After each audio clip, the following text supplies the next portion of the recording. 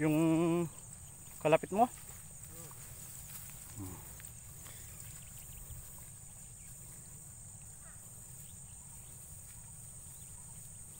Welcome po sa aking channel, Amang Kalbo TV. May gagawin tayong kakaiba ngayon.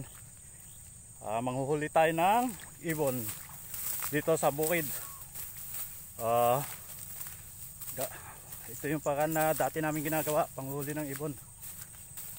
Mabisang paraan to sa panghuli ng ulok tsaka mga malalaking ibon. Taganik kasi ngayon kaya madaming ibon ngayon. Titingnan natin mamaya kung makakahuli tayo. Yan. Yan, kasama ko si Matthew.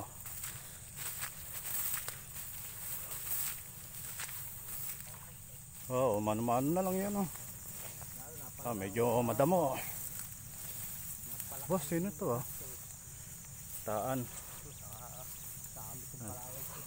Nasa ano tayo? Nasa tabing Laguna Lake. Yan na.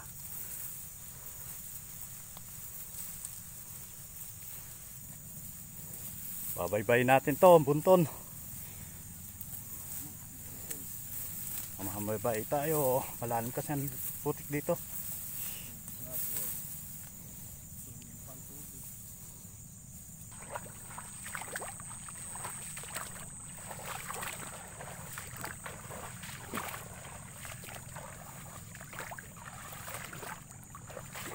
Lusong tayo sa putik. Wala nang buntong kasi dito. Yung pinakandulo ng bukid na, papuntang Laguna Lake na. Ilang puno din yan, mga nasira ng ibon, kaya napilitan kami magsilo. Silo yung gagamitin natin. Yan, dami kasing dadaling dungo. Yan, ito yung silong gagawin natin. Kawayan.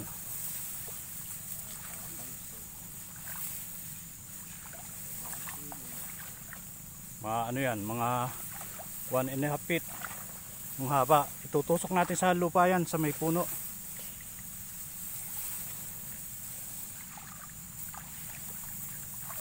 Yan po, itsura na silo namin. Yan. Ito, hindi gaano anilag kasi 40 yata to. Ito yung kawayan, ito yung tali. Ayan, huli. Kaso bakaw. Kinakain nyo ba yan? Hindi. Dito payat na. Payat Yan. Bakaw, hindi namin ganong kinakain yan. Makati daw yan, tsaka payat. Maliit ang laman. So, pakawalan lang natin. Ayun. Pag mga ganong ibon, palayain na lang natin. Wala din tayong makakain doon. Payat tsaka mapal. Anong yan? 0.40? 50. 0.50. Gamit namin tamsi. Yan. Ganyan paggagawa namin silo. Kaya kailangan papalta para makahuli.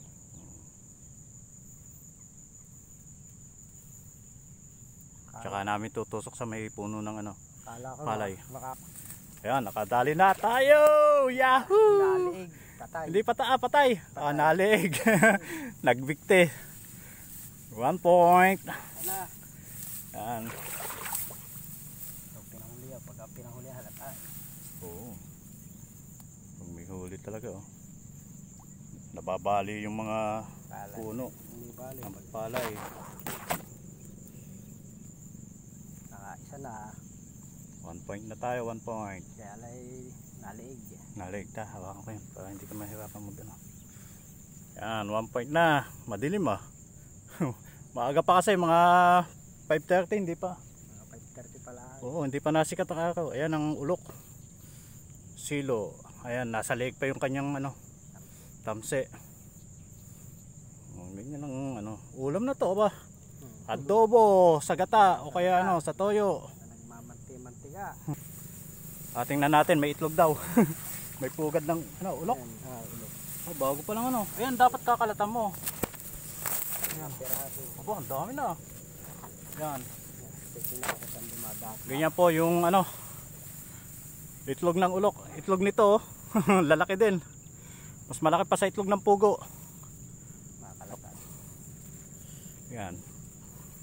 Alam na yan, pag may pugad, may itlog, siguradong may ibon. So, papalibutan natin yung ano, yung daanan ng ano, ibon, papuntang pugad niya. Para mahuli yung... Yeah. Ano yan? Ulok?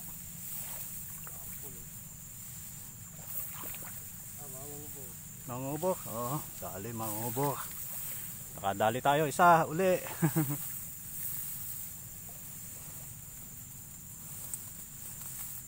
Buhay pa yan. Oh, laki. Ah, laki. Anong tawag dyan? Mangubot. Mangubog ba yan? Kala ko yung ano, batik-batik. Parang bakang pulo yata. Oo, bakaw pulo ano. Bakang pulo nga. Pang bakaw din yan ano. Ah, bakaw talaga, bakaw pulo eh. Eh, yun sa ilog, ang dami yan pag umaga eh. Ah, laki.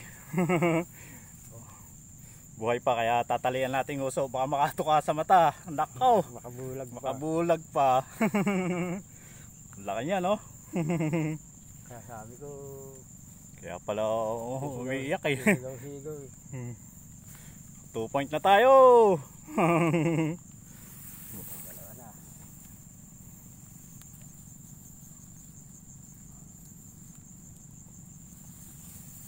Tatalian natin, baka masakit manukayan.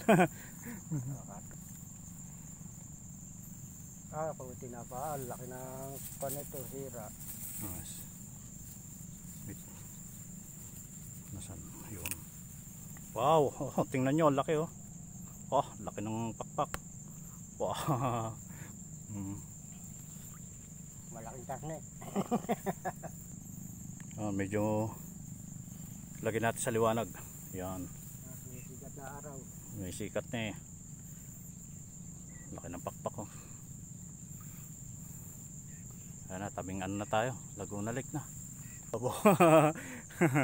Yan. Sumikat na araw. Yan, silo natin. Ganyan pagkakabit ng silo.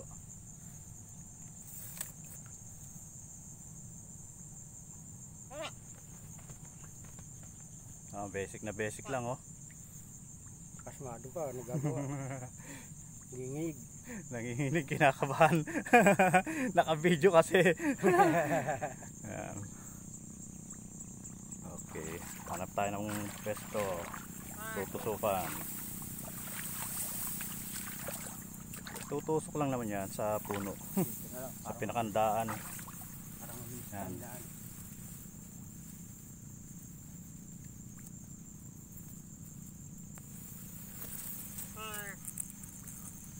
Okay. Simpleng simple. Pag minalas ang ibon, sigurado huli. Yan ang ating paligid. Ganda ng view.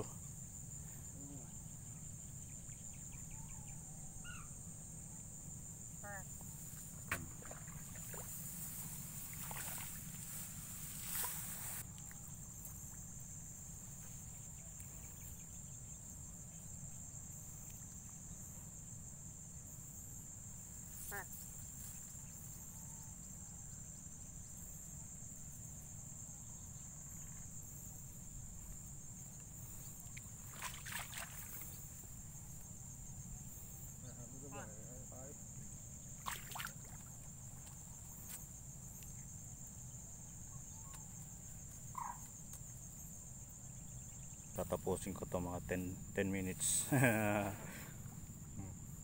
Tapos na kaming mamandaw. Ito huli natin. Dalawa. Isang ulok tsaka isang malaki. Baka pulo daw to kung tawagin dito. Laki oh. Ayan.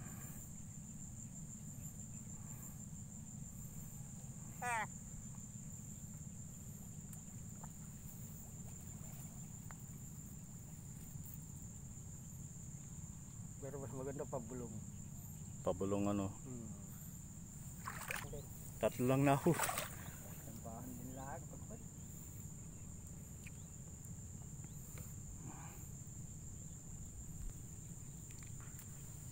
Yan po, hanggang dito na lang sa susunod na video. Susubukan natin makapag-video ulit ng panghuli ng ibon. O, bye-bye na tol.